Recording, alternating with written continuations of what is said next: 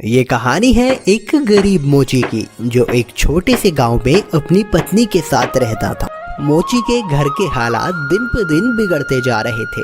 घर में जो भी राशन था वो भी खत्म होता जा रहा था। ऐसे ही एक दिन मोची ने अपनी पत्नी से कहा, अब मुझे और यहाँ नहीं रहना। यहाँ ना तो कोई कमाई हो पा रही है और ना ही कोई काम मिलता है। अरे पड़ोस का गांव बहुत बड़ा है, अब मैं वहाँ जाकर अपना मोचीगिरी का काम करूँगा।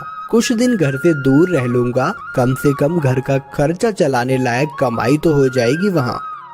क्यों, वहाँ के लोगों के जूते चप्पल ज्यादा टूटे हैं क्या, जो आपको वहाँ जाकर ही मोचीगिरी करनी है? अरे अपनी जन्मभूमि में रहकर तो सिक्के कमाए नहीं जाते, पराए गांव जाकर कमाएंगे ये पैसे। अगले दिन सुबह सुबह मोची चुपचाप अपने जूते चप्पल ठीक करने का सामान उठाकर दूसरे गांव की ओर निकल पड़ा। दोपहर होने तक वह पड़ोस के गांव माहुलबनी में पहुंच गया। हारा थका मोची जब माहुलबनी के बाजार में पहुंचा तो हैरान रह गया, क्योंकि वहां तो पहले से ही काफी मोची अपनी दुकान लगाए बैठे थे। अरे यहाँ तो पहले से ही इतने मोची अपनी दुकान लगाए बैठे हैं। ऐसे में मुझ अनजान मोची के पास ग्राहक कैसे आएगा?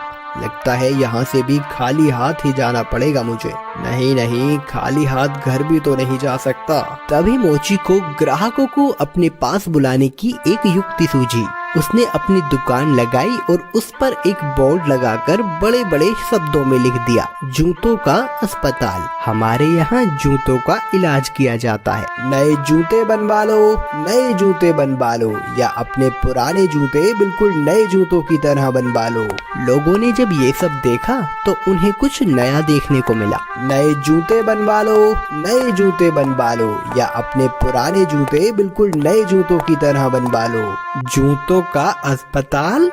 अरे भाई मोची, जरा मेरे इन जूतों का इलाज तो करो। हाँ हाँ जी सेठ जी, अभी किए देता हूँ। मोची अपने छोटे से अस्पताल पर बैठकर सेठ के जूतों का इलाज करने लगा। ये लीजिए, अब आपका जूता बिल्कुल स्वस्थ है। अरे भाई वाह, कितना हुआ इसके इलाज का खर्च? बस साहब, सिर्फ एक तांबे का सिक्का। लो ये लो। ऐसे ही दूसरा ग्राहक मोची के अस्पताल में अपने जूतों का इलाज कराने आया। मोची ने जूतों का इलाज किया, पैसे लिए और बाकी ग्राहकों का इंतजार करने लगा। आज तो मैंने बहुत पैसे कमा लिए हैं। अगर मैं ऐसे ही काम करता रहा तो बहुत पैसे जमा कर लूंगा और एक घोड़ा खरीदूंगा।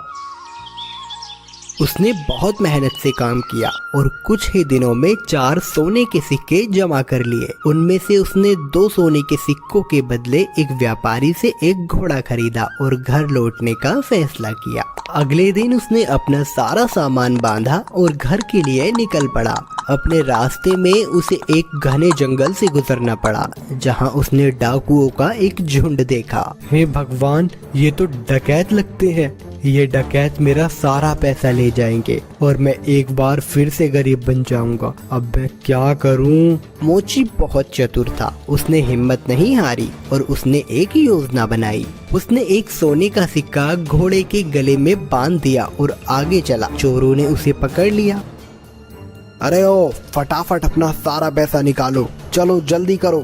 देखो, मैं एक गरीब मोची हूँ, मेरे पास इस घोड़े के सिवाय और कुछ नहीं है।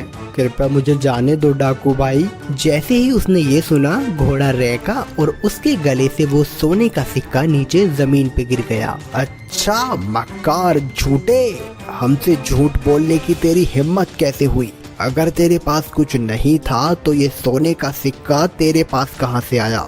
रुकिए रुकिए, अभी मैं आपको सब सच बताता हूँ। दरअसल ये घोड़ा सोना उत्पन्न करता है, इसी वजह से मुझे सारे पैसे मिलते हैं। ठीक है, ये घोड़ा तुझे हमें देना होगा, हम तभी तुझे यहाँ से जिंदा जाने देंगे। नहीं, बिल्कुल भी नहीं। अगर मैं इसे तुम्हें दे दूंगा तो मेरे पास कुछ भी नहीं बचेगा। चलो, हम तुम्हें इसके बदले 50 सोने के सिक्के देंगे। ठीक है, पर एक बात का ध्यान रखना कि बारी बारी से अपने साथ इस घोड़े को रखना, वरना आखिर में तुम सब पैसे के लिए लड़ते ही रह जाओगे। मोची ने घोड़ा बेच दिया और घर लौट आया। वो बहुत खुश था कि उसे सोने के सिक्के मिले थे।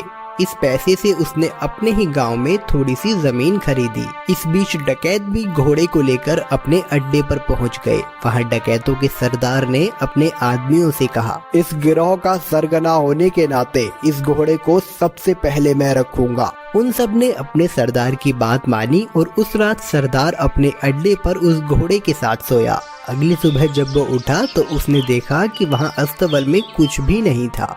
उसने पूरा अस्तबल सही से देखा पर उसे कुछ नहीं मिला। वो जान गया कि इस मोची ने उसे बेवकूफ बनाया है। इस बीच एक और डकैत वहाँ आया।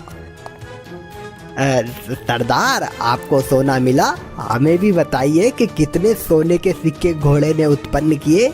तुम खुद ही ये पता लगा लोगे जब आज रात तुम खुद ही इस घोड़े को रखोगे। सरदार ने किसी से कुछ नहीं कहा क्योंकि वह अपने आप को बेवकूफ साबित नहीं होने देना चाहता था। एक एक करके सभी डकैतों ने घोड़े को अपने साथ रखा पर उनमें से किसी को कुछ नहीं मिला। वे सब समझ गए कि उन्हें बेवकूफ बनाया गया है। उस मोची ने हमें बेवकूफ बनाया है, अब हम उसे सबक सिखाएंगे। सरदार, उसने ये साधारण सा घोड़ा हमें 50 सोने की मोहरों में बेचा है। हम उससे अपना पैसा वापस लेंगे और हमें धोखा देने की जुर्रत की सजा देंगे। हाँ चलो चलो। वे सब के सब मोची के घर की तरफ निकल पड़े। मोची अपने खेतों में काम कर रहा था। उसने सभी डकैतों को अपने घर की तरफ आते हुए देख लिया। मोची जल्दी से अपने घर में गया और अपनी पत्नी से बोला, अरे भाग्यवान, मेरी बात ध्यान से सुनो। अभी एक डकैतों का झुंड यहाँ आएगा और जब वो मेरे बारे में पूछे तब तुम उनसे कहना कि मैं खेतों में काम कर रहा हूँ। फिर हमारे कुत्ते जबरा को भेजना मुझे बुलाने के लिए। ये कहकर वो अपने घर के पीछे छुप गया। कुछ देर के बाद चोर वहाँ आ पहुँचे। वो मोची कहाँ है? बुलाओ उसे, हम उससे बात करना चाहते हैं। वो तो खेत पर गए हुए हैं। आप रुकिए, मैं अभी अपने कुत्ते को भेजती हूँ उन्हें बुलाने के लिए। जबरा, तनिक अपने मालिक के पास तो जाना और जाकर उनसे कहना कि कुछ लोग उनको बुलाने आए हैं। ये सब क्या है? क्या जबरा सचमुच तुम्हारे पति को यहाँ ले आएगा? जरूर, वो हर बात समझता है। जब वो खेत पर होते हैं और मुझे उनसे बात करनी होती है तो मैं बस जबरा को उनके पास भेज देती हूँ और जबरा मेरी बातें उन तक पहुँचा देता है। डकैत मोची की पत्नी से बात कर रहे थे तभी मोची वहाँ आ पहुँचा। ओह डकैत भाई, आप आए हैं। जबरा ने मुझे बताया कि आप मुझसे कुछ बात करना चाहते हैं। हमें तुम्हारे इस घोड़े से कुछ नहीं मिला। तुमने हमें धोखा दिया, हमसे झूठ बोला। अरे आप कैसी बात कर रहे हैं? मुझे लगता है आपको कुछ तो गलतफहमी हुई है। आज जो कुछ भी मेरे पास है सब कुछ उस घोड़े की बदौलत ही है। अच्छा चलो ठीक है, हम तुम पर एक बार और विश्वास करते हैं, पर उसके बदले तुम्हें हमें ये कुत्ता भी बेचना होगा। अरे नहीं, बिल्कुल भी नहीं, मैं इस कुत्ते को तुम्हें नहीं बेच सकता। अरे चलो, हम इसके लिए तुम्हें 40 सोने के सिक्के देंगे। थोड़ा इनकार करने के बाद मोची सहमत हो गया कुत्ता बेचने के लिए। चोरों ने जबरा को लिया और चले गए। जब सभी डकैत अपने अड्डे पर पहुंचे तो सरदार ने ऐलान किया कि वो पहला होगा जो कुत्ते को अपने पास रखेगा। बाकी डकैतों ने उसकी आज्ञा मानी और चले गए। सरदार ने अपने बेटे श्याम को बुलाया। सुनो श्याम, मैं अब काम पर जा रहा हूँ। अगर मेरी जरूरत पड़े तो इस कुत्ते को मुझे बुलाने के लिए भेज देना। जैसा आप कहो पिताजी। कुछ देर बाद एक डकैत को अपने सरदार से एक काम आन पड़ा। उसने श्याम के पास आकर सरदार को बुलाने के लिए कहा, आप रुकिए, मैं तुरंत उन्हें बुलावा भेजता हूँ। जबरा, जा और जाकर पिताजी से कहना कि कोई वहाँ आया है उनसे मिलने। जबरा सरदार के अड्डे से भागा और बजाय सरदार के पास जाने के वो सीधा मोची के पास गया। जब सरदार घर वापस आया तब उसने देखा कि जबरा वहाँ नहीं था। वो जान गया कि जबरा जरूर अपने मालिक के पास गया होगा, तो वह अकेला फिर से मोची के घर गया। सुनो, क्या जबरा तुम्हारे पास आया हुआ है? हाँ, वो यहाँ आया है। मेरे ख्याल से उसे जरूर मेरी याद आ रही होगी। मेरी मानिए तो उसे थोड़ा सा समय दीजिए, अंत में वो आपको अपना मालिक स्वीकार करने ही लगेगा। सरदार जबरा को वापस ले गया और उसने अगले दिन उसे अपने साथी को दे दिया। जबरा सारे डकैतों के साथ एक एक करके रहा, पर वह हर दिन मोची के पास वापस लौट आता। सबने ये जान लिया कि एक बार फिर से मोची ने उनका बेवकूफ बनाया है। उन सब ने विचार विमर्श किया। इस बार हम बेवकूफ नहीं बनेंगे, मैं उस मोची को अब सबक सिखाऊंगा। इस बार सारे डकैत मोची के घर पहुँचे। उन्होंने मोची की एक न सुनी और मोची को एक बोरे में डाला और उसे लेकर वहाँ से चल दिए उसे सबक सिखाने के लिए। मोची चुपचाप बोरे में पड़ा रहा। रास्ते में वे सब एक मंदिर के पास से गुजरे, तभी एक डकैत ने कहा, सरदार, गर्मी बहुत ज्यादा है, क्यों ना कुछ देर यहीं आराम किया जाए।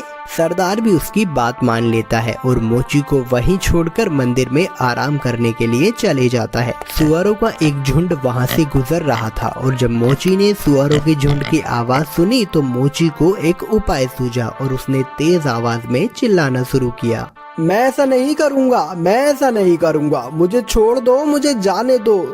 सुअरों के मालिक ने उसकी आवाज सुनी और वो उसकी ओर आया। अरे रुको रुको, क्या हुआ, तुम क्या नहीं करोगे? किसने तुम्हें इस बोरे में डाला? वो मेरी शादी जबरदस्ती जमींदार की बेटी से करवाना चाहते हैं, पर मैं शादी नहीं करवाना चाहता। क्यों भाई, क्या तुम पागल हो? अगर मैं तुम्हारी जगह होता तो मैं यकीनन उसकी लड़की से शादी करता। अगर ऐसी बात है तो आओ, मैं तुम्हें बोरे में डाल देता हूँ और तुम जाकर उसकी लड़की से शादी कर लो। सचमुच? बेशक, लेकिन पहले मुझे बाहर तो निकालो। सुअरों के मालिक ने मोची को बोरे से बाहर निकाला और खुद बोरे के अंदर घुस गया। मोची ने उसे बांध दिया और उसके सुअरों को लेकर वहां से चला गया। शाम को डकैत मंदिर से बाहर आए, बोरे को लिया और चले गए।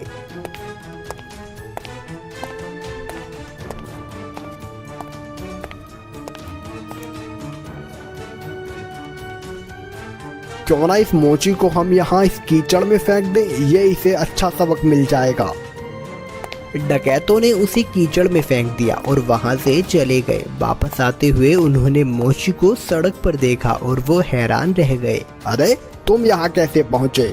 डकैत भाई, उस कीचड़ के नीचे एक जादू स्थान था और वहाँ बहुत सारा सोना था और बहुत सारे सुअर उस सोने की रखवाली किया करते थे। मैं इन सुअरों की मदद से वहाँ से वापस आया और कुछ सोना भी अपने लिए लेकर आया हूँ। अब फिर से वहीं जा रहा हूँ। अरे सुनो, हमें तुम उस जादुई स्थान पर ले चलो और खबरदार, तुम वहाँ रखे सोने को अब हाथ भी नहीं लगाओगे। पर मैं, अरे जैसा मैं कहता हूँ वैसा करो।